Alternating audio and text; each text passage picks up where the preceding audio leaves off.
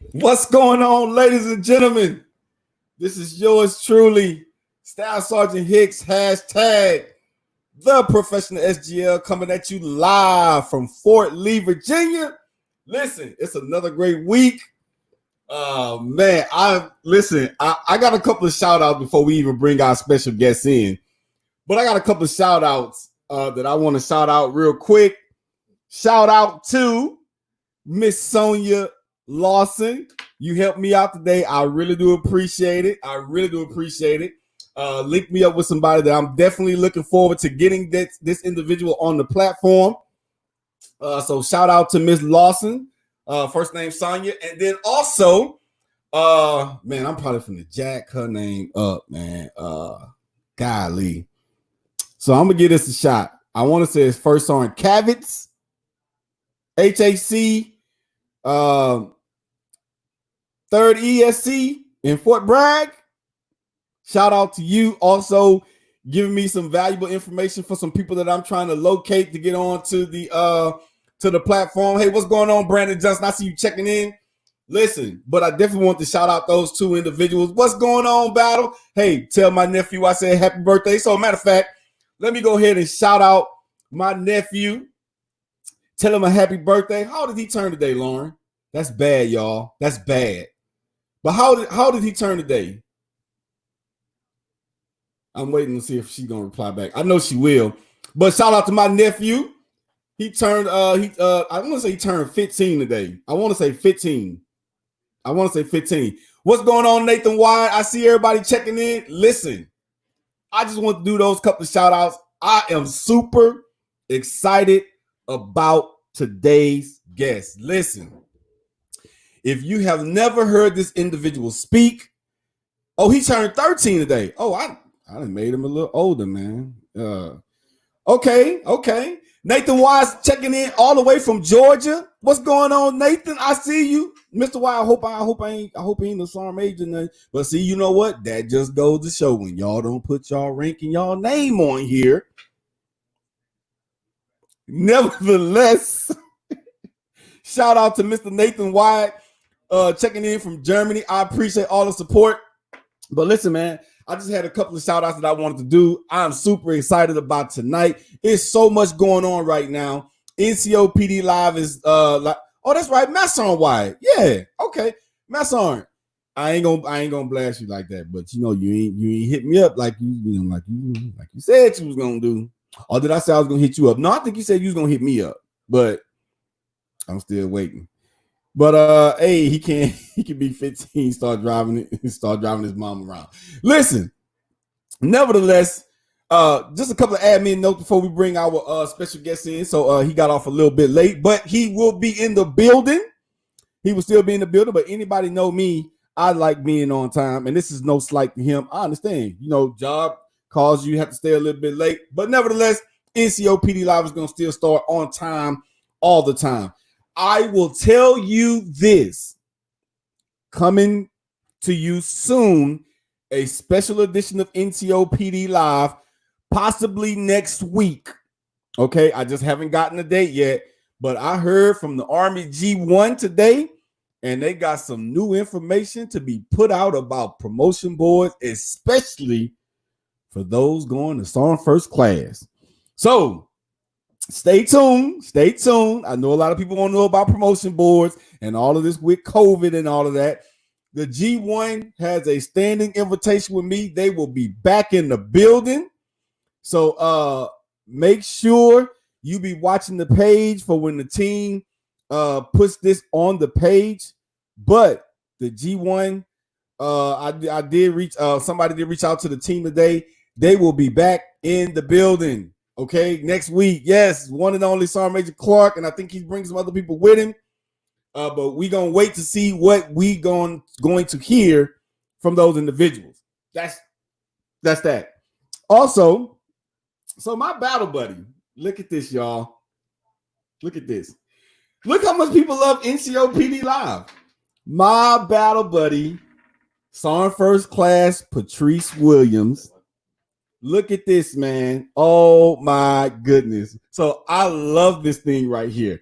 She made me a whole bunch of like mugs I got a I call it a thermos, but it's something else, man. But look, man, so she made me this NCOPD live. When I get more information on what that is, her website and everything, I'll let y'all know. But listen, the special guest for today, I gotta bring him out right, man. I gotta bring him out right.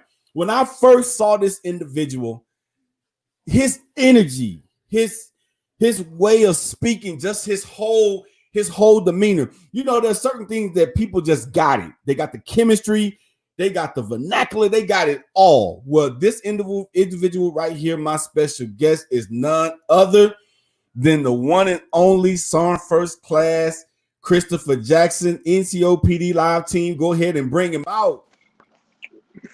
What's going on, Sergeant Jackson?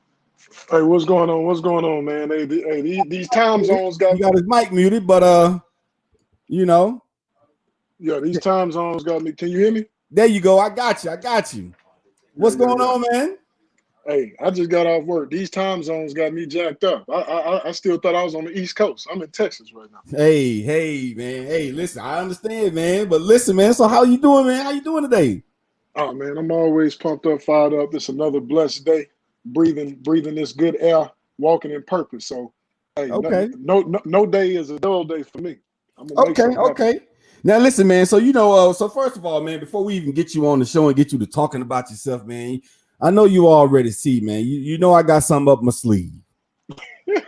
You know, that's how we got something for me. Hey, that's how we do it at NCOPD Live. I'm getting the stopwatch ready. We're gonna play quick in 60 seconds. Okay. So I'm gonna ask you 12 questions, and you have 60 seconds to answer these questions. The timer starts after I answer the first question. Now, you can decline it. If you decline it, the followers are gonna talk about you. I've never had nobody come on NCOPD Live and decline not to do quick in 60. So what's the verdict? You want to do it or not? Let's go for it, man. I don't know what it is, but I'm ready for it. Okay, followers, so we finna play quick in 60. I'm gonna go over the rules one more time. I'm gonna ask you 12 questions. You have 60 seconds to answer these 12 questions. Once it is done, I will hit the timer and I will let you know whether you got it or not. 12 questions, 60 seconds. Are you ready? Let's go. NCOPD Live, y'all ready? All right. The first question is, what is your favorite color? Red. What does NCOPD stand for?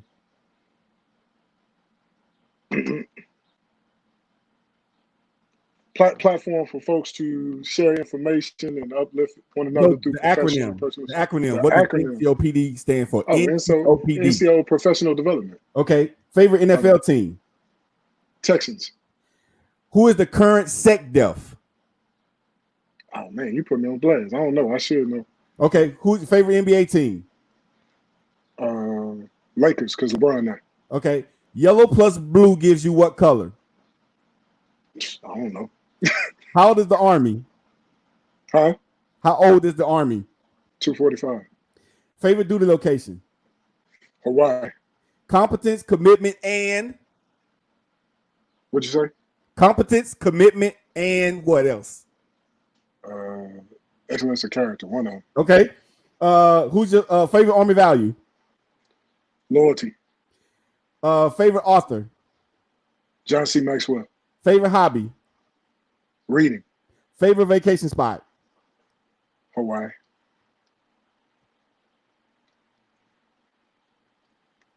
Hey man, I just got off work, man. What's that? Hey, I'm long-winded anyway, man. So you know what? Since I'm the host of the show, I feel that I can be able to give somebody a pass. Y'all think I should give them a pass? Well, I'm gonna give you a pass because you just got off. You just got off, man. You know, so I'm gonna let you go with that, man. I'm gonna give you a pass. But man, so listen, before we even get started with our topics tonight, tell everybody a little bit about yourself, your current duty location, your hobbies, what you want us to know. Go ahead, man. Sergeant First Class Christopher Jackson. I've been in the Army 15 years. Currently stationed at Detroit Arsenal for TACOM. I'm on the soldiers lethality team, so we fill the army with weaponry and so forth. So on. Used to be a drill sergeant. I was a WLC instructor. Been what you probably consider two worst duty stations, Fort Pope and Fort Irwin, where I had some of the best times. Mm-hmm. I love community. I love reaching back to the community. I love reaching out to young people and going to make a difference in their lives. I'm all about purpose. I'm all about motivation, passion. If I can serve somebody, uplift somebody to get them out of rut, that's what I live to do. Fact about me, both my parents are deaf, so I'm fluent in sign language, and probably is the reason why I can't shut my mouth. Once I talk, I just keep going. I don't stop. So let me see. Oh, and I love my babies. My babies is my drive. My daughters and my son. And that's what made me go get it every day. So that's a little bit about me. Wow. So I of course I never knew that both of your parents were deaf. So you were fluent in sign language as well? Yeah. Very fluent in sign language. Wow. Sign I was born. Yeah. Oh, so NCOPD Live. I'm sure I don't know if anybody else knew that, but so our special guest is fluent in sign language. So we could probably even have him doing sign language while he's talking. But nevertheless, we got the one and only son, first class Christopher Jackson is in the building. So listen, before we even this is going to segue into our first topic. Team Stay Motivated. What is that about? So it's a platform that I want to say myself and now newly promoted Sergeant Major Carter. He just graduated from Sergeant Major Academy. And we were stationed at Fort Irwin. Unique story. I was a platoon sergeant in a maintenance company.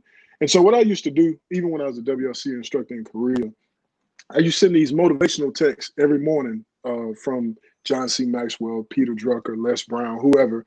And I would just put hashtag Team Stay Motivated.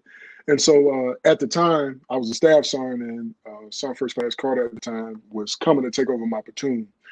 And so when he was coming to take over my platoon, and I was kind of briefing him on what was what, he was like, "Hey, man, you got the reins locked tight on here. I don't even want to mess with your thunder. I'm going to ask to go somewhere else." He was like, "But do me a favor. Keep sending me those text messages you be putting out, because I push it out to the masses." Mm-hmm. Well, he ended up taking over SPO into IC. And so he said, "Hey, you mind if I add a prayer with your quotes?" And so it went from, just my text message with the quote to his prayers and just pushing out to the platoon. Then it went out to the command, so forth, so on. Mm-hmm. And we just pushed that message, that authenticity. It wasn't really, honestly, until I got on the trail as a drill sergeant, doing cadence videos, trying to put cadences out there, show a little bit about the drill sergeant basic training life and experience. Some people was for it, some people wasn't, but I thought it was a thing to do. And then I actually did a video, I want to say back in 2017, that went viral. I think it's probably at 6 million views now. I did a video in sign language advocating for the deaf to join the military. But I didn't know the intent wasn't for the video to go viral. I had a personal conviction because both my parents are deaf to do the video. It was about a guy named Keith Nolan, who is deaf, went through the RTC program in college, graduated with honors, but obviously he couldn't join the military because he was deaf. So at Fort Jackson at the time, there were deaf people working in the DFAC, working in the supply sections. So I was like, "Hey, man, I think I should do this video." I did it. I put it on my Instagram, which at the time, I honestly probably had a little over 1,000 followers. That's about it. I had CQ that day. I woke up the next day, and folks was calling me and say, "Hey, man, you got this video out there that said, it's at 1.5 million views." What? So I went and talked to First Sergeant, let him know. He said, "Man, that's cool." You know what I mean? He's like, "I ain't know that. I think that's cool, your situation." And eventually what happened, ended up reaching 4.5 million views. I had to go see the 2-star general. I didn't get in trouble. He just said, "I think your story is unique. I just asked that you don't do it in uniform because, it's not, the Army's not allowing, deaf to join the military, so forth, so on." But what they did, what was unique, the guy that I did the video for, he started the first JRTC deaf program at Maryland School for the Deaf. Wow. And Fort Jackson allowed those deaf students to get some of the basic training experience. So they got to experience basic training for about a week, and I got to tour them around. And that was my family got to meet them. My mother and father got to meet them. So that was unique for me, you know. And hopefully one day that may come into fruition, and I may not live to see it, but at least I know I probably planted the seed that had something to do with that process.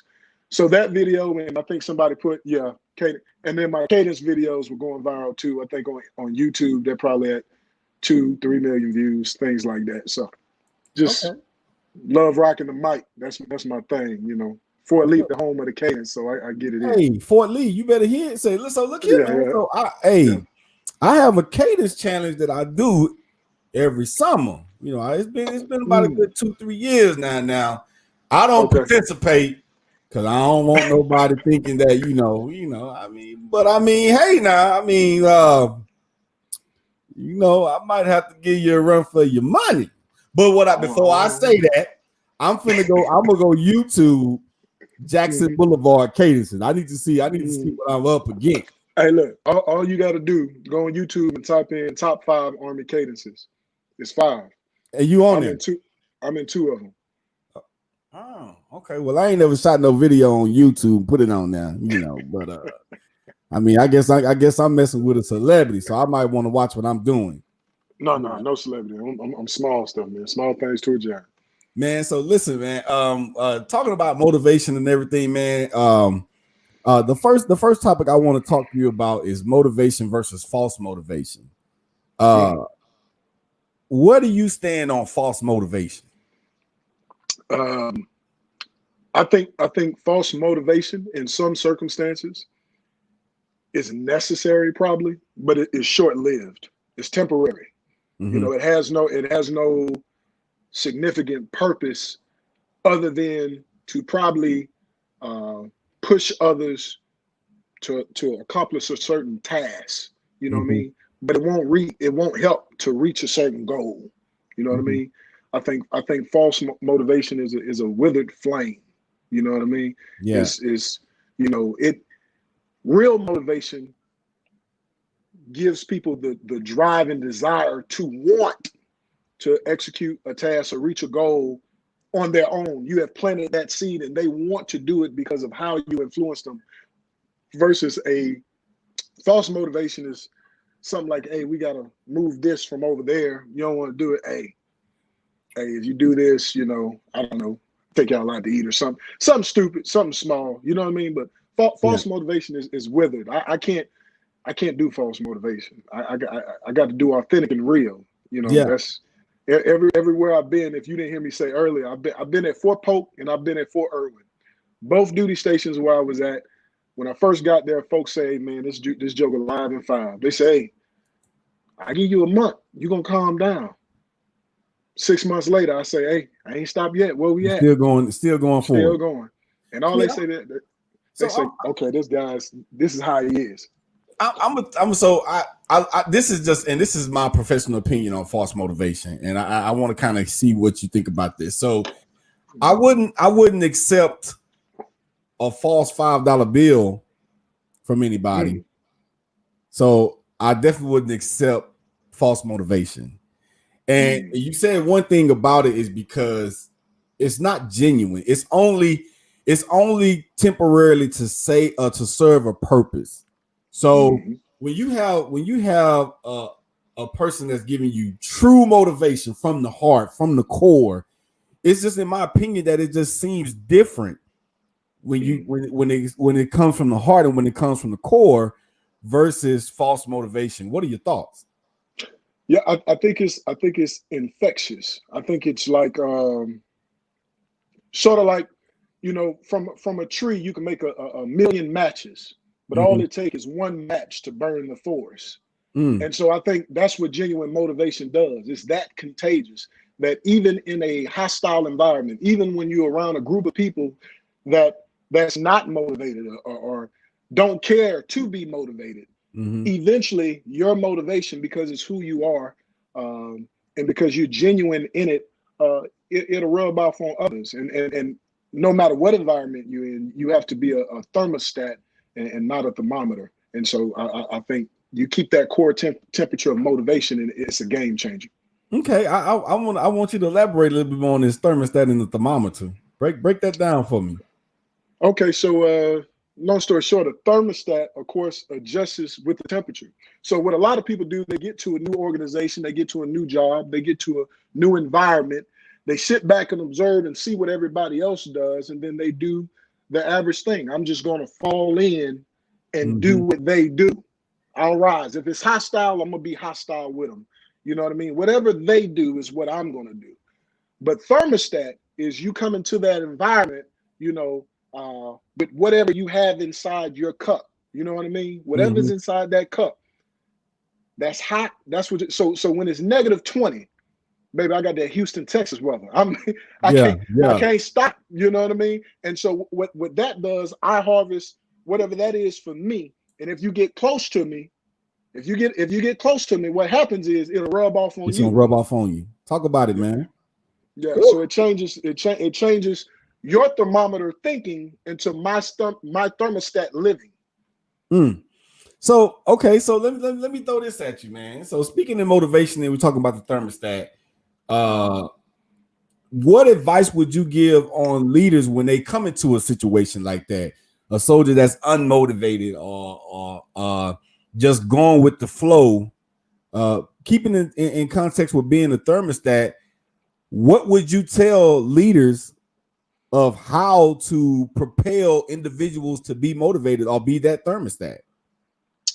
So in my personal opinion, my experience, I think you got to use social and emotional intelligence. And using social and emotional intelligence allows you to know, observe, and understand the people that's within your environment.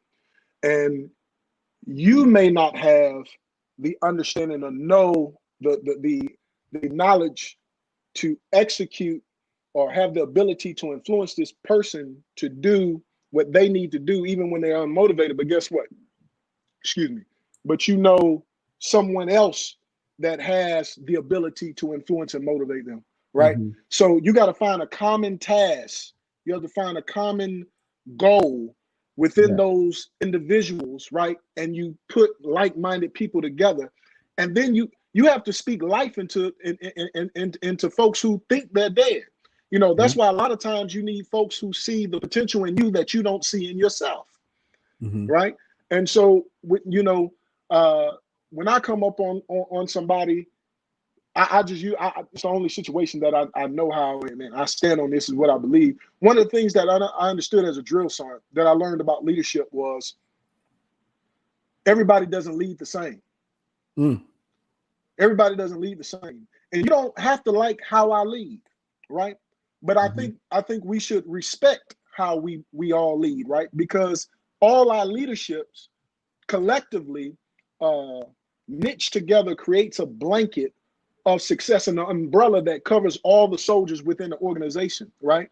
So for me, those who probably are interested in sports, because I love sports, you know, that may be the crack in the door for me to engage in a conversation to see what they think. They may be talking about LeBron and Kobe or Jordan, who to go. That's a conversation I like. What y'all talk? Y'all don't know nothing about no basketball. Y'all can't beat me. So what you talking about? Then we just talk.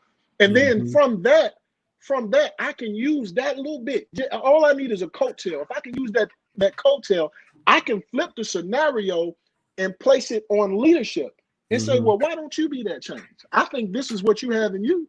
And they're like, really, son? Because now I came down and met the soldier where they at. It ain't about son first class. It ain't about the rank. It's about meeting them where they at and giving them something that's relatable to them that they can use. And then you parallel that to Army leadership or leadership in a whole and say, hey, this is what we got to do. You know what I mean? This is how we move forward, right? You know, a lot of times we want to be smarter than the average bear. If we're talking about unified land operations, if we're talking about mission command, if we talk, you know, we want discipline initiative is taking action in the absence of orders. You know, when the existing orders don't exist or when unforeseen circumstances or a threat arises. Ain't no soldier trying to hear all that. You know what I mean? Neither do they understand that. So I got to meet you where they're at and then tell you what that is. They may not be able to articulate it the way that you want to hear it the way you know it, but they don't have the years of experience or they're not in that mindset. So what can I use as a filtering process to help you get the message, right? And once you got the message, baby, you locked and loaded. We in the game. So it don't just stop with meeting them where they at. It seems like it's a little bit more work that has to be done. Oh yeah. It's a lot more work, because you have the coaching, you have the mentoring, you have the I think the first thing that you have to work on, not only on yourself in leadership, and I'm speaking to myself, I treat it like church. When I talk to y'all, I'm talking to myself, not only on yourself, but on others. I think it's about the mind. It's about your mentality. If you can affect the mind, everything else will follow, if it makes sense. Yeah. And so I think a big thing is your attitude. Yeah. What attitude, when you wake up in the morning, what attitude do you have? It's sort of like the old folks. They say, man, I woke up on the wrong side of the bed this morning. Yeah. They say that's why they got a bad day. Well, baby, get back in bed and roll over on the right side of the bed so you start your day off right. You know what I mean? And try it again. So because your attitude, your mindset, how you think, right, affects and triggers your emotions. And if your emotions are triggered, right, then it creates an action, right?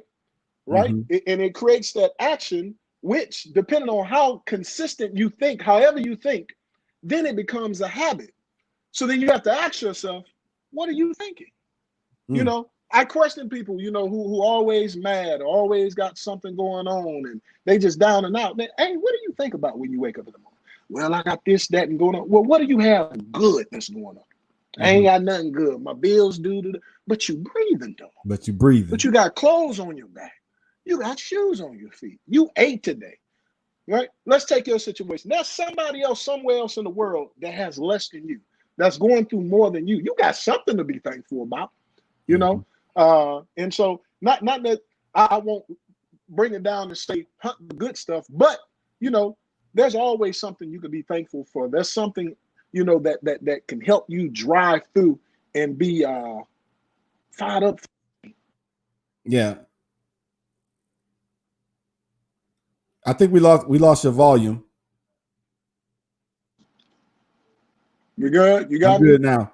I'm good now. So I want to give you an opportunity to elaborate on Mr. Favors. He says, I was an unmotivated and bitter NCO for some years, but that changed once I got some great NCOs and soldiers around me that challenged me, watch this, to be better and not bitter. And I think that goes with what you were saying about changing your mindset. You want to elaborate on it? Yeah, let me see how I want to put it. I like that better, not bitter, though. Appreciate it. Yeah. So let me give it to you like this. You can write it down, you can put it in your tool bag, whatever you want to do. So attitude, right, plus attributes, plus aptitude, right, plus altitude is what'll make you a better leader. And you say, Jack, what you talking about? What you mean? Number one, your attitude starts with your mentality. How do you think, right? Because this is what we have. And this is not just in the military. This is in life. You have people, matter of fact, I want to be relatable. Here we go. I want to be relatable. You have some people from high school that you knew. First team All-American, second team, you just knew in high school. You said, man, them boys going to the NBA. That boy going to the NFL, right? Yep. They had the ability, but they didn't have the attitude. Yeah. When your attitude, believing in yourself, right? Yeah. When your attitude, believing in yourself, knowing that you can do it. So when your attitude is married to your ability, then that's leadership. That's leadership. When your attitude is married to your ability, that's leadership. But a lot of times you get people who have the ability, but they don't have the attitude. And you may have some people who have the attitude, but don't have the ability. Well, guess what? I can work with the brother or the sister that have the attitude, but don't have the ability. Because I probably can't pinpoint you and get you there, but I can get you in the ballpark. I can still use you. But the person who has the ability, but don't have the right attitude, I don't. It's not gonna work. So what happens, right, is your mentality plus your attributes. Your attributes is your gift. It's the thing that you do best. We all know whatever thing you do. That Hicks, that's something that you do well, that you know can't nobody quite do this like me. I do this pretty doggone good. Whatever that is in your life, everybody has it. Some people, are great, salesmen. Some people wash cars real good. Some people do this real good. Whatever that is, you take that attitude, you take your gifts, the thing that, in my opinion, that God bless you with, right? And then you take your aptitude, which is you're educating yourself, using those metrics to sharpen your craft in that area, right? Yeah. And then once you take that, then you have to focus on your altitude. You say, what's your altitude to? The altitude is who you surround yourself around. What people, right? Because altitude, you're going up. If you ever looked into an eagle, right? It said eagle goes 3-4 miles high in the sky. An eagle will never meet up with a chicken, a pigeon, a hawk, or any other bird you could think about that high. The only thing that an eagle could meet that high is another eagle.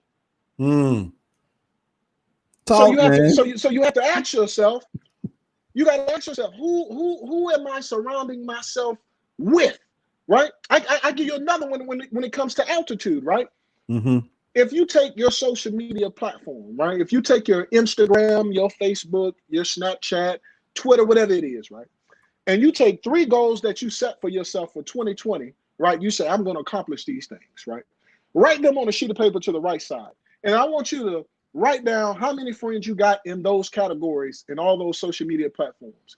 And I want you to filter your friends list by the goals that you set. How many friends do you truly have that support the goals that you're trying to reach? Now, I'm not trying to tell you that the friends that don't support those goals directly, that they shouldn't be your friends. What I'm telling them is, just like if we're in a championship game and I need a clutch shot, I need somebody to win the game, and I have to pick between, I don't know, who can I name? If I have to pick between John Wall and LeBron James, I'm putting LeBron James in the game. John Wall, you my boy. I just need you to sit on the bench right now. Because I need a clutch player, because I need somebody who's going to help. Iron sharpens iron. I need somebody who's going to help me get to this task and get to this goal. And so I think who you surround yourself with, who's in your ear, anytime you tell somebody, something like, hey, I got me a new car. They don't have to say anything. Just watch their reaction. If they watch out now. That's a hater. That's somebody who secretly don't want you to win. That's somebody you got. Okay, I need to go and move him. When I accomplish my goals, I need you just excited as I am. Because when you're going to get yours and you're on my team, I'm a clap and praise for you. Even if my blessing ain't came yet, I'm gonna praise you like mine on the way. I hope it overflow and I get some of it. Yeah. But I'll never be envious or jealous. I want to praise you on your success. And I think the people that you have on your team, have to be like-minded. You got to be in that frame, confidants, comrades, and constituents. You got to put them in those categories. So, man, I view you to be, when I first. I can't hear you. Can you hear me now? I don't know what you did. I don't know what happened. Can you hear me? I can hear you. I can't hear you. Okay, so fans, can y'all hear me? Hold on. Let me do something. Hold on. Let me see. Yo, because I got a question that I wanna ask. I definitely want to ask him when he gets back on. All right, let me see. We're gonna bring it back in. All right. Can you hear me now? I hear you now. That's that Killeen, Texas Wi-Fi. Hey, don't talk about hood now. Don't talk about hood. But so let me ask you this question, man. When I first saw you, of course, I was on I checked you out on the freestyle free. At that time, it was Freestyle Friday, but it's freestyle every day for everybody. Right. And when I saw a video, I think I shared a video that you posted on the page, and that video went viral. What this type of energy right here, man? Because it's gonna segue me into my next point. How are you like this? How are you so motivated? Like, what is it about Soren Jackson that keeps you motivated the way you are? What is it?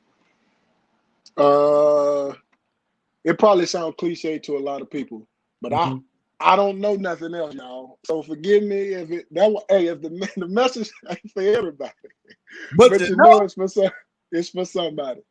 Hey, for me, it's purpose. It's purpose. It's purpose. That's what gets me fired up. You know, when I was younger, and when I say younger, I mean a few years ago. A few years ago, I put all my eggs into one basket and said, this is the way, right? And that's okay. It's okay to be fully committed and dedicated to one thing, but you can't lose yourself in the process, right? And so what I learned, and I'm not preaching, so y'all forgive me, but what I learned is God has a way of humbling you voluntarily or involuntarily, right? And so when you hit those potholes, what he'll do, he'll make you recognize who he is and who you ain't. And so I had a couple of those experiences along my journey. And that's when I realized, oh, this is bigger than me.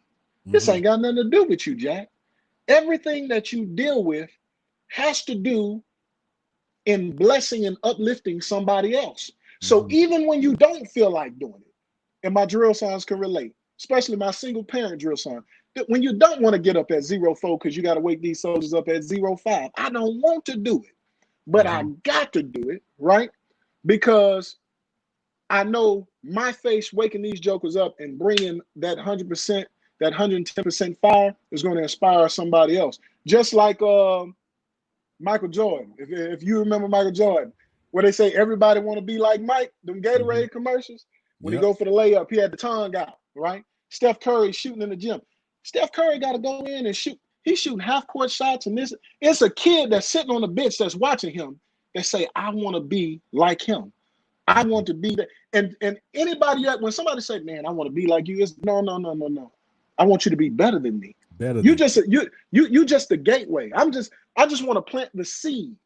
You know, I just want to breathe life into you. The rest gonna come, right? But I just gotta operate in purpose. Because if I don't operate in purpose, then I'm walking like a zombie. I'm a dead man walking, and I can't be a dead man walking. I have to walk in purpose. I have to move in purpose and live in purpose. Because there's somebody watching. There's somebody always watching. You gave on the video one time, man. You was giving a analogy about a chair is designed to hold a certain weight. I want you to talk about this analogy because when you said it, it was more so being designed for your purpose. I want to say, and you said that the max capacity. Look, he about to do it. I just want y'all to hear this. This illustration that he was giving. But go ahead, man. Whenever you're ready, Mike is yours. Okay. So right here, I'm looking at this chair, right? And so this chair right here, it says max load 275. That's what that's what it says on this chair. You know, because I just did it live with y'all. Yeah. It says 275. Okay.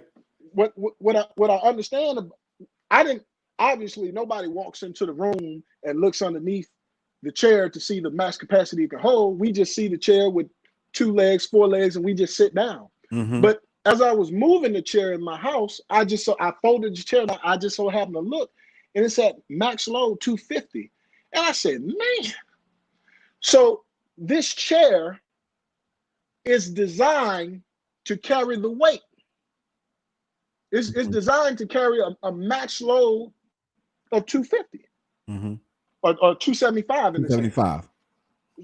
So when I sat in the chair and understood, then I had an epiphany, whatever you want to call it. I say, my.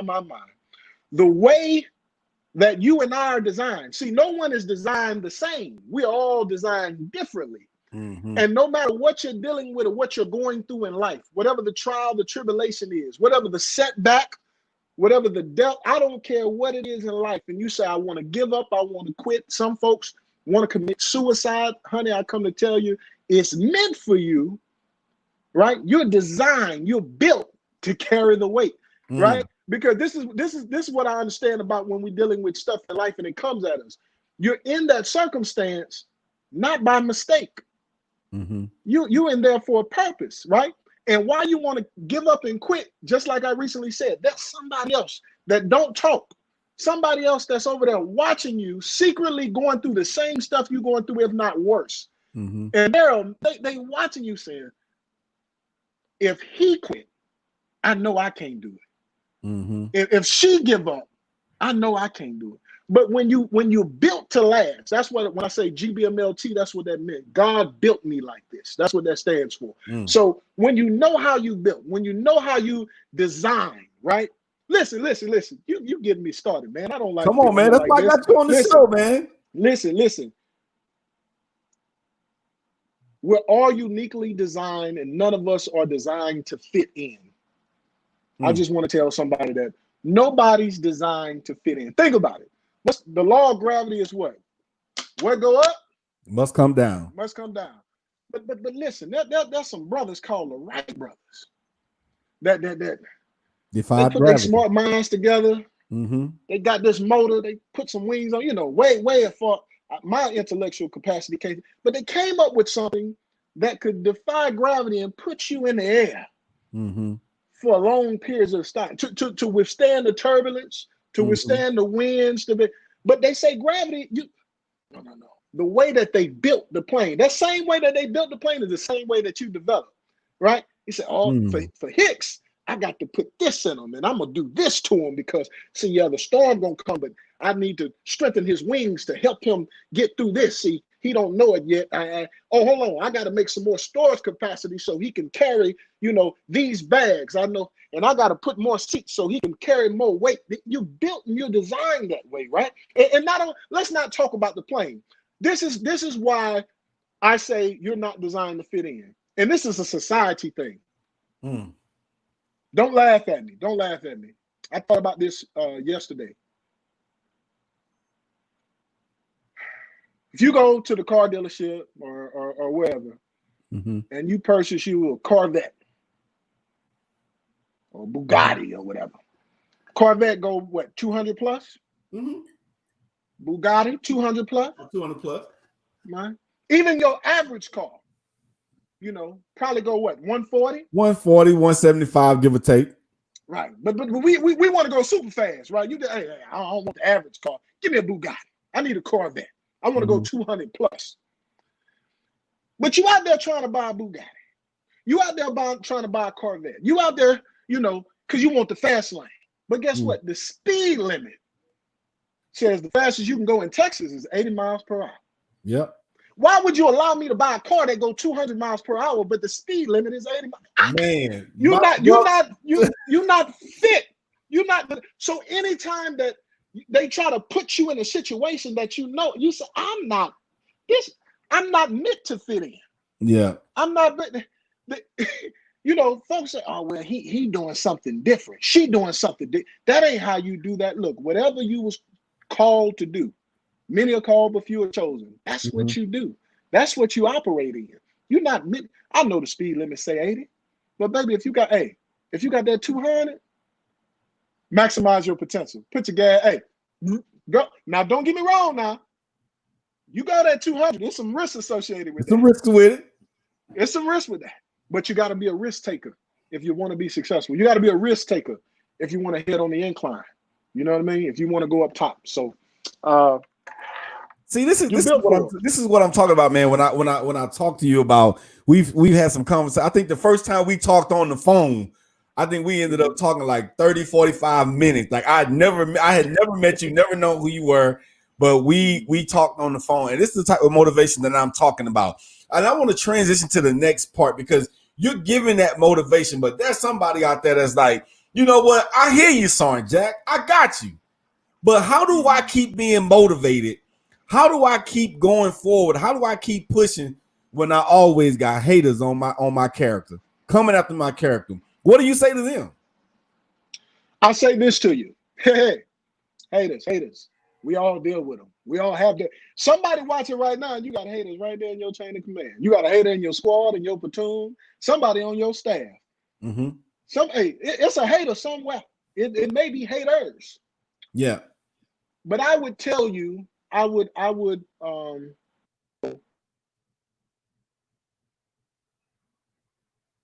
Okay, I lost you again. then my baby's calling me. I need to learn how you do that do not disturb thing. Hey, I don't know how to do that. But how do I do it, man? And I'm trying to do the right. Jack, check this out. I'm trying to do the right thing. I'm staying motivated. I'm hearing your message, but I always got somebody in my ear. I always got a hater that's coming after my character. When I try to do the right thing, oh, you know what? He trying to be he or she's trying to be the Miss Goody Two Shoes. They trying to be the first orange pet. How do they keep being motivated when you always got haters coming after that character? Well, you got a grandmother? You got yes, a grandmother? I do. So my grandmother and my grandfather like my mom and my dad. That's who I call mom and dad. Okay. So you ever sat on your porch with your grandmother or your grandfather? Yes. Well, under the garage. At night. Yes. Under the garage. You sit if you sit at night with your grandparents, if you have them, or even if with your parents, whoever, and you're just sitting on the porch on the rocking chair late at night. One thing that you will understand, you'll see a whole bunch of beetles that's around that light, right? Mm-hmm. Yep. So what happens is they say photosynthesis that insects in the daytime naturally move towards natural light. Mm-hmm. But at nighttime, right? That's why you have all the bugs and beetles that's on that light. Have you ever considered that your haters, that the bugs, that the insects are necessary because you are a beacon of light? So if you're a beacon of light, your light attracts the most bugs. Man. That's why you got haters. That's why folks coming at you, talking about you. Have you not considered that? So you can't say you want to be successful and not have any opposition. You can't say you want to be great and not have any resistance. Yeah. It comes with the light. It comes with the beacon of light. And so this what happens as well. This what happens as well is a lot of times, definitely, I'll speak of myself. So subordinate leaders and stuff, they say, man, the chain of command doing this, the folks doing this, and they don't understand this and they don't understand that. And I heard Command Sergeant Major Griffin say this a lot of times. We speak a lot of same languages, but this is what I tell you. You can't worry about what they say and what they doing. What you have to do is operate in what you can control. So if I'm a squad leader, I'm worried about the 6 and 8 that's to the left of me. I don't know what the other squads do. I don't know what they got going on. But that's what I'm responsible for. If I'm a platoon sergeant, I don't care what the other platoon doing. I'm going to lead my folks the way. That's what I'm responsible for. If you do what you do and you're doing the right thing, it will be like the match that I talked about. It'll be infectious, contagious, and everyone else will follow suit. It may not happen overnight, but eventually it'll happen. But that's not your intent. You got to see, some folks try to do things with their own personal intent. I want to do this because I want to get promoted. I want to do this because I want to look. No. If you have a genuine intent, right, followed by good motivation, good motive, then you'll change the game. You'll change the game. So I say, let your light shine. let haters gonna hate, and so you can't allow them to deter you. You actually got to use your haters as motivators. Yeah, somebody said that earlier. And so what'll happen is eventually it'll rub off on them, and they'll secretly be like, "Hey, so how you do this? I want to do this." And see, you can't get butt hurt, right? No, I know you was hating on me, so I ain't gonna share no information with you. You not, no. The information is not for you to hoard. The information is not for you to keep. The information is for you to pass. Because at the end of the day, it's not about you. It's not about me. It's about how do we make the organization better. regardless if you don't like me or not. Hold up, man. So you telling me I got to share this information with the one that's been hating on me? That's what you telling me? Got to. You got to. Why? How you expect for the organization to get better and grow if you just keep it to yourself? I ain't gonna tell nobody. I'm gonna keep this to myself. All right here. Look, I don't know about you, but when I die, I'm trying to die on empty. Denzel Washington said it best. He said, "You can't take a U-Haul to the grave with you." Nope. Then you get to the organization, and it was jacked up. Then you leave the organization, and you say, "Man, that organization jacked up." Well, it was jacked up, and you had an opportunity to improve it had you shared the knowledge that you had. Come on, Jack. Talk about it, man. But you came in complaining. Now you came in complaining. Now you leaving complaining. That don't make no sense. Look, it's sort of like a homeless man on a homeless man on the side of the road. You know, right here in Killeen, if I hit the freeway right here, somebody, he said, I need money, whatever, right?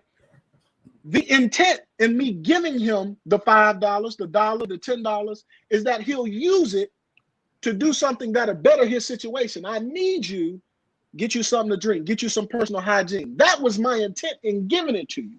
If you choose to take what I give you and you do drugs or buy alcohol, that's not on my conscience, that's on you. That's on yours. And that's how you got to look at sharing that information. I'm going to give you the information because I want you to be better. But if you use it for something other than what you're supposed to use it for, I'll let that rest on your conscience. I did my part. So, because I'm glad you're talking about this, man, and I see the followers. Man, you went out again. You went out again. Can you hear me? Yeah, can you hear me? No, hold on. I got to go in and come back out. Go in and come back out. Because, listen, man. Oh my God, sorry, Jack. Listen. Oh my goodness. I know his babies keep calling. Let me get him back in here. Y'all bring him back in. Can you hear me now? Yeah. I hear you now. We good. Okay. We good. Man, so I'm seeing what the followers and the team is putting up things, man. So I got to share this information because I've had students that have came to ALC and SLC, and they have went back to the unit because they have been doing things the wrong way. And when they get back to the unit, certain leaders hate on them. Oh, well, you got to remember they just came from ALC or they just came from SLC, so they think that they know it, and they're trying to share the information. But you're telling them to keep going forward. Just keep pushing it out, no matter what the haters say. They do the same. Listen, they do the same thing, right? Listen, they do the same thing in basic training, right? Yeah. Think about it. We taking America's sons and daughters, and we're turning them into war fighters for the future generations to come, future leaders. That's what we do. Yeah. So they go through the basic training process. They go through the AIT process. And then when they get to their duty station, they got all their notes from AIT for competency in their job. And they get to their unit and they trying to learn the system. And and the first thing, I'm guilty of it. We've all done it. The first thing we say, hey man, forget all that stuff you learned. We don't do that. Forget that what you learned. Let me show you how it really go down. Right? But goes back to what I said earlier. What should happen is even if your organization as a whole doesn't want to conform to it, you can only do what you can control. Okay, look, these other sections, these other platoons, these other squads, this is how they're going to do it. I'm going to tell you how we're going to do it per this guidance, per this regulation, per what I learned from the schoolhouse, fresh off the block. It ain't hit yet. We're going to already do it. So eventually, when they find out, they just going to have to catch up. They're going to we ain't even going to say, I told you so. We just going to do the right thing. At the end of the day, they'll look, say, man, they've been doing that, right? They've been doing that. Be the change that you want to see. That's what I say. That a lot of times when we get new soldiers get to the unit, right, or even when they come back from school, they acting brand new. When somebody comes from schoolhouse, he acting brand new. Yep. Because he got the commandeur's list. Because she got distinguished honor grad. She thinks she all that. It ain't that. Just like even when a new soldier boots hit ground. And they get to the unit, we say they new. Guess what? That soldier not new. The soldier's not new. That soldier been in the army. Jack, that soldier ain't been in the army. That soldier just gotta think about it. Think about it. What kind of car you got? I got a Cadillac ATS. Come on now. That Cadillac, that's my favorite car now. I ain't gonna lie to you now. That Yep. Cadillac, that Cadillac that you got. Mm-hmm. Before you went on that car dealership to drive that car off that lot, right? Mm-hmm. Yep. Before it even got on the parking lot, that car had to go through a production phase. That car had to be tested. They had to put some dummies in your car to crash it a few times to create the prototype to see how much impact that it could take. Come on, man. What are the safety features that we have to put on this Cadillac to make it safe for D Hicks when he get in? So when a soldier goes through basic training AIT, it's going through the production phase. My. So when you get to your first duty, say you're not no new soldier, baby. You've been battle tested. The only thing that changed is the conditions, is your environment. That's the only thing that changed. But listen, conditions change, but standards will forever remain the same. Man, you talking, man. I mean, go ahead, man. Go ahead. I like that. Conditions change, but standards will ever remain the same. Forever remain the same. So you know, don't you know, I like I said, I'm guilty of it. I've used it for, man, yep, we got a new soldier just came in. No, that ain't no new soldier. That's a warrior. That boy been battle testing. That boy went, hey, he did all the ruck marches. He said, no, he went through the same process we went through. He just on a different playing field. He in a new environment. That's all. Yeah. He need to maintain that standard. Guess what? If anything, we gonna help him exceed the standard. He came in the standard. We're gonna. Man, I guess your babies really want to talk to you, man. Listen, I don't know about y'all, but man, look, I am enjoying Song First Class Jackson on. Man, I guess your babies really want to talk to you. No, that was the internet. That's that Fort Hood, Killeen internet. I tried to tell you about it, man. Look, I done told you about coming from Hood now. That's one of my favorite duty locations. I ain't gonna have this now. And we from the same city. We from H-Town too. Hey, I'm sitting in this hotel room right here in Killeen. I don't know what's going on. All right. I don't know what else to blame it on. I blame it on the hotel, not Killeen. You know what I mean? There you go. Yeah, man. Don't blame it on the Hood internet. I mean, the nerve of you. Who is the you, Song First Class? We gonna blame it on Marriott Suite. That's what we gonna blame it on. That's what we gonna blame it on. So listen, man. I want to talk to you, man. So you giving us some good information on motivation. You told us how to deal with individuals that are coming after our characters. What are some character traits that you believe that makes leaders great? Not good, because that's the difference, in my opinion, between good and great. But what are some characteristics that you feel that makes leaders great leaders? For me, I don't think I have one that's set for like a generic leader. And this is why I say this. I believe we're all different. We're all unique in our own way, whatever it is that we do. But I think we have to be, you have to be genuine. Okay. In your leadership, I think you have to be genuine. I think you got to have some type of empathy in leading. I think you have to have empathy. I think you have to be resilient. I think that's a must. I think you have to be resilient, because if you haven't been through anything and your subordinate's going through something, how can you relate? Yeah. You may not go through the same thing that they've been through, but you got to have your own you got to have something that you overcame. And I'm glad I said that. Transparency. Man, yes, that is a huge one. A lot of leaders lack transparency because they don't want that flaw to their name. They get to the top, and they believe when they put on their uniform, they put on these Superman complex. Yeah. All right. Position. I'm first sergeant, I'm command sergeant major, I'm this, I'm that. When positional leadership only will take you so far. But transparency, relatability, that's a game changer. Yeah. That's a game changer. You know, I say this all the time, and I'm going to I put it out. I know he's not on here, but I want to mention his name, and I'll give you a quick scenario. I know Sergeant Major Griffin heard me talk about this.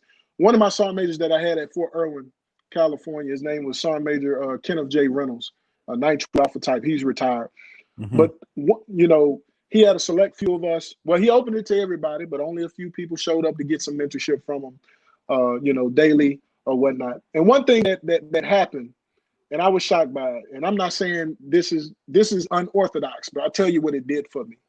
He came in one day, we were sitting in the office, and he walked in. He was just upset.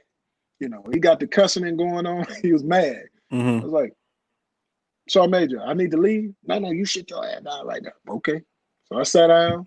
I was like, I said, what's going on, Sergeant Major? Man, I'm going through some shit. You know, at least don't want to pay attention. You know, I bust my ass. I do this every day.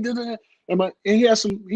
I guess him and the wife just got into it or something like that. He was frustrated, and I can tell he was genuinely concerned about it. And I was like, I don't think I need to be in his office while you got this episode going on. Yeah. But thank God I was in the office, because within 5 minutes he got a phone call. Matter of fact, before he got the phone call, his counterpart, Colonel Stevens, Lieutenant Colonel Stevens at the time, he full bird now, but he walked in. He's Sergeant Major, everything good? And Sergeant Major very transparent. And he say same thing. He going in. So the Colonel say, well, Sergeant Major, I need you to go back home and fix that with your wife, because when you here, I need you at your best. The soldiers deserve your best. I don't want you going through stuff, you know. He said, you know, sir, I'll be all right. In the same token, his wife called him. He had his wife on speaker. Yeah, what's going on? She say, honey, I'm sorry. She said, I know the sacrifice that you put in for this family 20 plus years. I was just frustrated because of XYZ. I want you to know I don't take it for granted, blah, blah, blah. They had their little talk. We all in the room. I seen a grown man. I think he was probably 54, 55 at the time. I seen a grown man go from mad tears in his eyes to, shit. Lisa, hey, babe, I love you. I'll see you later. Hey, let's go get something to eat. Like nothing happened. You ever seen that show, Lean On Me? When the two get into it, and then he say, come on, let's get something to eat. That's how it was. And that probably be small to somebody out there. But for me, I said, man, these sergeant majors, these first sergeants, these people that they're not exempt from the trials and tribulations, from the things that we go through in life. But him being able to show that, you know, and some of y'all probably say it's a little excessive. I wouldn't did it. But for me, I was like, wow, okay. Cool. You know what I mean? It you know, it inspired me. Like, so I may just go through stuff too. You know what I mean? Because guess what I know? I know it's an E2 that's probably dealing with the same stuff.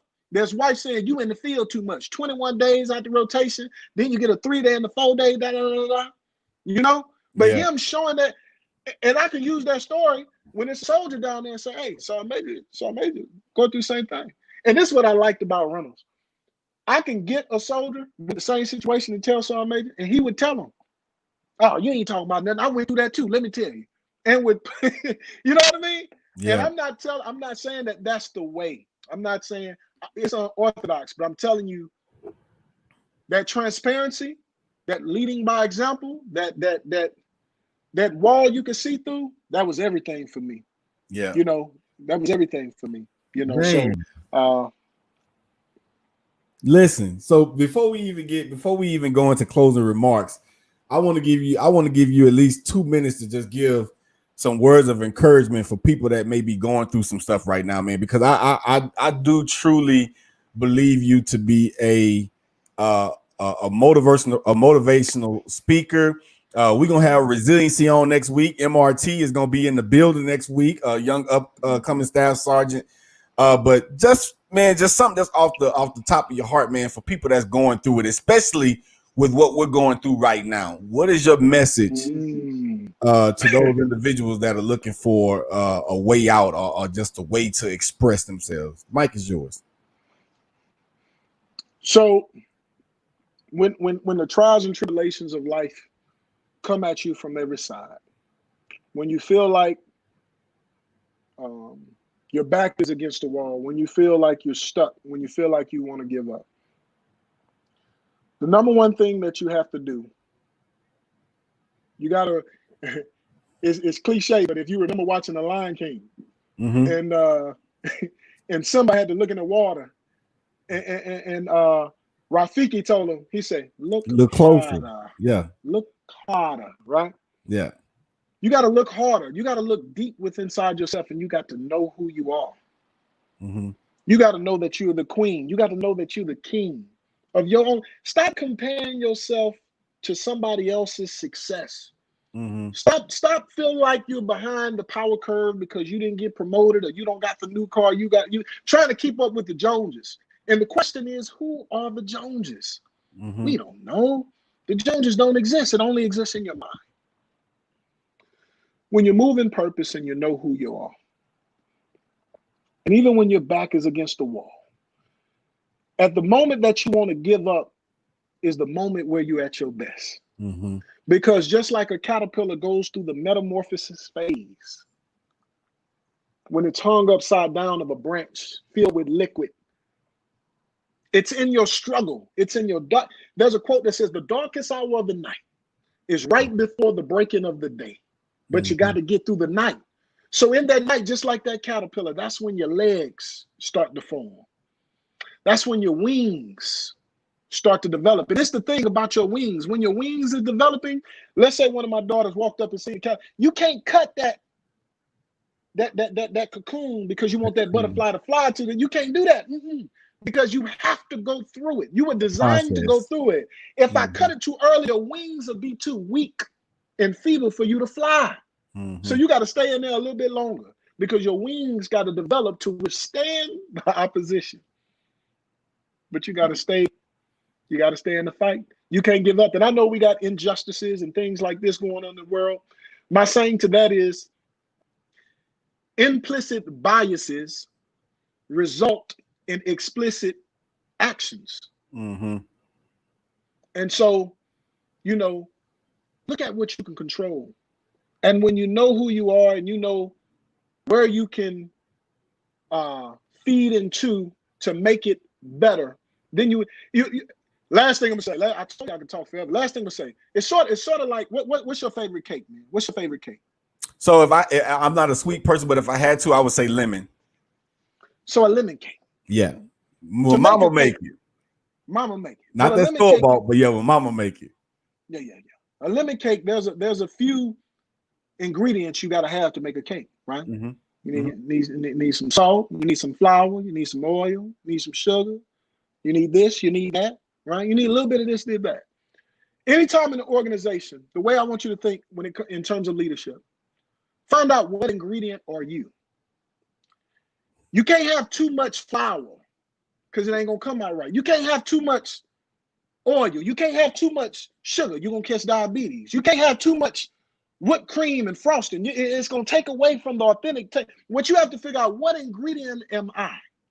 And find out how to blend that thing together.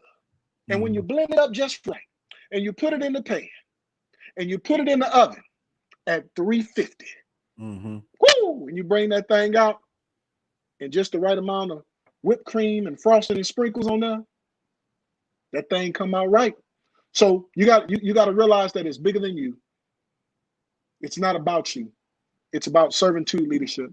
It's about your part in the organization, and it's about reaching the top. And you do that through understanding your part, understanding your ingredient.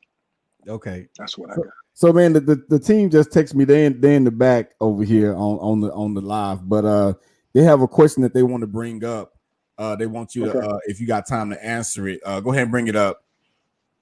Okay, this is from First Sergeant Kavitz. How do you avoid getting lost within your own motivation, and how do you feel remaining humble and maintaining your hustle? Oh, that's a good one right there. That's a good one right there. Hey, listen. Thanks, team. I'm all up. So I'm gonna break something down to you real quick. So I know we keep talking about motivation, right? Mm-hmm. But motivation doesn't exist without inspiration, right? Okay. The word inspiration, right? The root word is inspire. Inspire. Etymology tells you that inspire means to breathe life into. Mm-hmm. That's the seed that's planted, right? That's the seed that's planted. The word motivation, root word is motive, which etymology tells you to bring into action, right? Mm-hmm. So it's difficult. It's difficult, right? Yeah. The root in a seed, out of seed comes a whole forest. But a seed that seed cannot blossom if it's sitting by a windowsill. That Mm-hmm. seed has to be put in the ground and rooted, right? Mm-hmm. So motivation without discipline is chaos. Mm. I learned that from myself. That's why I like that question. See, because that I'm thinking it's all about motivation. But I had motivation, but didn't have any discipline, right? Mm-hmm. And because I didn't have any discipline, how do you fuel remaining humble, okay, and maintaining your hustle? You have to remind yourself, what's your hustle for? Mm. If you know what your hustle for, and your hustle is bigger than you, it'll always help you remain humble, because your hustle should be for building others.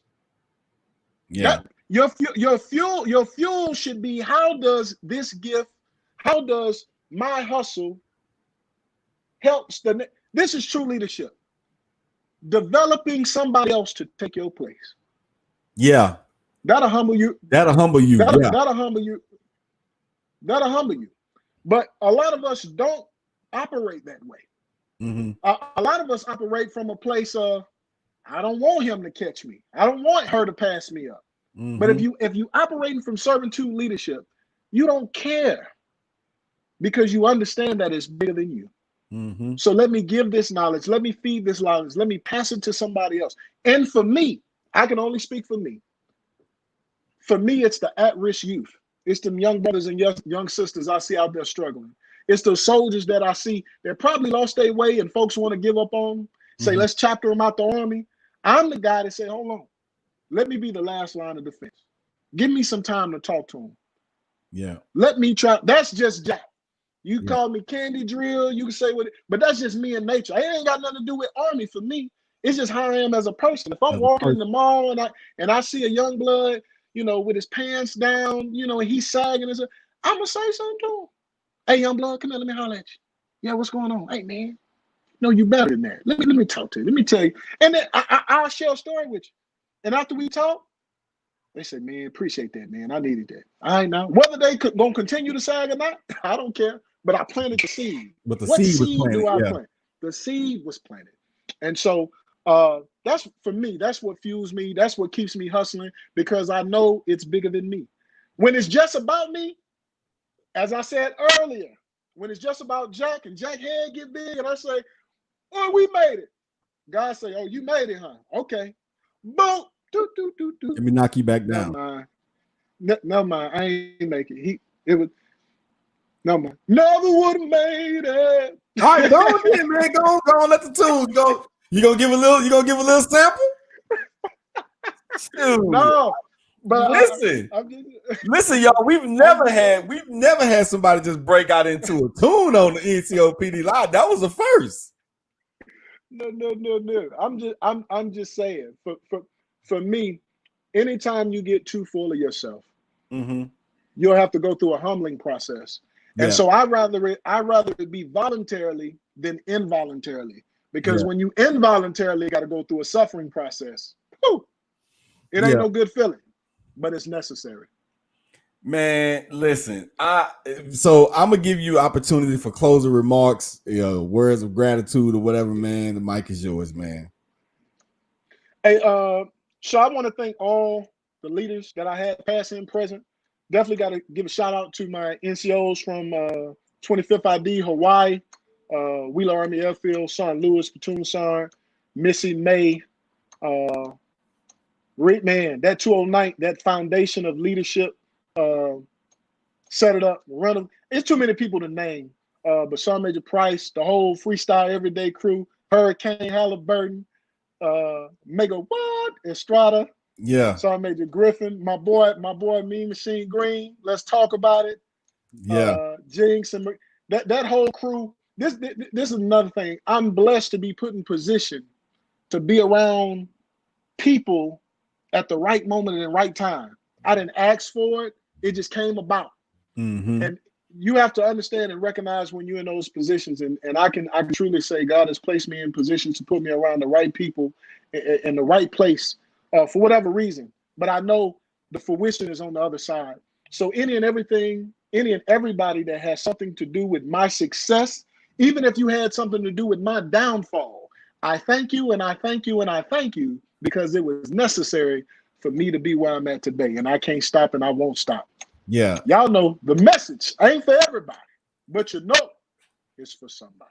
Listen, man, I appreciate you taking the opportunity, man. So my closing remarks, man, I just appreciate you taking the opportunity to come on to my platform. Like I said, when I first met you, I just feel that there was a connection. It was beyond our upbringing because we both from Houston. But it was just something I felt. Oh, of course. It was just something about you, man. Like your whole drive, just everything. I was like, you know what? I want that person in my close circle, man. So I appreciate you taking the opportunity to come on to the platform, man. I'm gonna let you go ahead and go because I know you got to call your babies, you know. And I'll talk to you within the upcoming days, man. But definitely, man, I appreciate you coming on to the platform. Hey, thank you for you and your team for allowing me to come on. You know, and I didn't even know this NCOPD Live existed, honestly, until I got with Hurricane and them, and then I seen it and seen the people the things you're doing is great. I've actually told soldiers out here to make sure they, go follow you and follow the other pages. Continue to do what you're doing. Continue to operate in purpose. Your platform is necessary, and believe it or not, it's blessing and enhancing somebody else every day. So keep doing what you're doing. So shout out to you and your team, brother. I appreciate it, man. I know the NCOPD Live team thanks as well. Ladies and gentlemen, once again, that was the one and only Song First Class, Christopher Jackson. And as always, before we end any NCOPD Live, if you see something wrong and you fail to do something about it, then you have just created a new standard. And at the end of the day, that issue is never with you, but that issue is always with the standard. This has been yours truly, Staff Sergeant Hicks, along with my special guest, Sergeant Christopher Jackson, signing off. Y'all have a good evening. Oh, we going to check out I'm going to check out the Ron and John show. Hurricane over there. Major Hurricane Halliburton on the show. We like 17 minutes late, but that's where I'm going. I hope I see y'all there. Y'all have a good night. Signing off. Let's go.